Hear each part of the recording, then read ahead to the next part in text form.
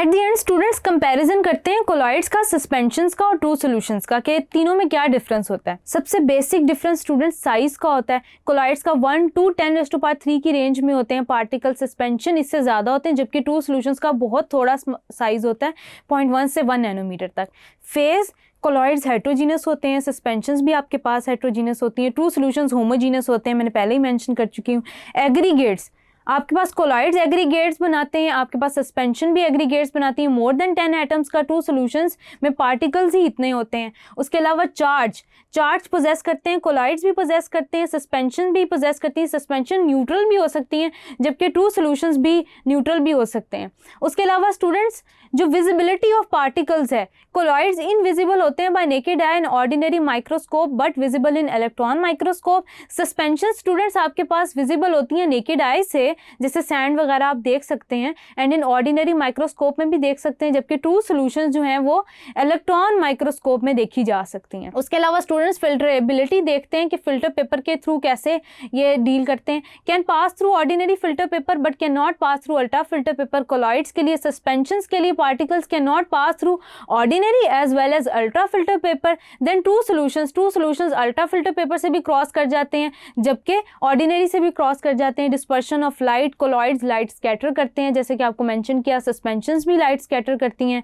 True solutions कभी भी light scatter नहीं करते। इफेक्ट ऑफ ग्रेविटी कोलॉइड्स की केस में भी नहीं होता, सस्पेंशन की केस में होता है कि वो सेटल डाउन हो जाते हैं under the influence of gravity. True solutions में भी कोई इफेक्ट नहीं आता under the influence of gravity. Students, do you know one of the water's most valuable properties is its ability to dissolve many substances, यानी कि water universal solvent है। Without this property many things on earth would be different. For example, ocean salty ना होते, plants and animals which depends upon moving dissolve substances into and out of their cells would not exist. उसके बाद students, do you no de-icing of aeroplane is based on freezing point depression.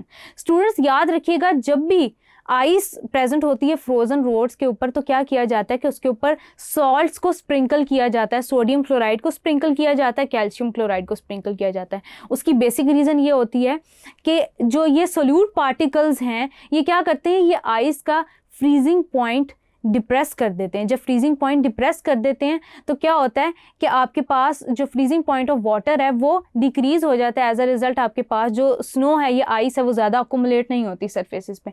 उसके अलावा students, ethylene glycol को आप use कर रहे होते हैं in the radiator of automobiles. आपकी कार्स वगैरह में इथाइलिन ग्लाइकोल यूज़ हो रही होती है, और वो वाटर के साथ इसलिए यूज़ हो रही होती है क्योंकि वो वाटर का बॉइलिंग पॉइंट जो है वो इंक्रीज कर देती है, जिसकी वजह से समर्स में वाटर बॉयल नहीं होता। इसी तरह वो उसका फ्रीजिंग पॉइंट भी डिप्रेस कर देती है, तो सर्दियों में आपका जो इंजन है वो फ्रीज नहीं हो रहा होता। इसके अलावा students, blue colour of sky is due to the scattering of light by colloidal dust particles in air. Similarly sea water blue आपको इसलिए नजर आता है क्योंकि लाइट स्कैटर हो रही होती है। क्यों? क्योंकि सी वाटर के अंदर कोलॉइडल इंप्योरिटीज प्रेजेंट होती हैं। So students, that's all for today.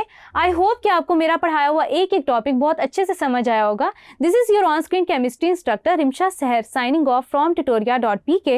Inshallah, we'll see you in the next video with next chapter. Till then, take care. Allah Hafiz.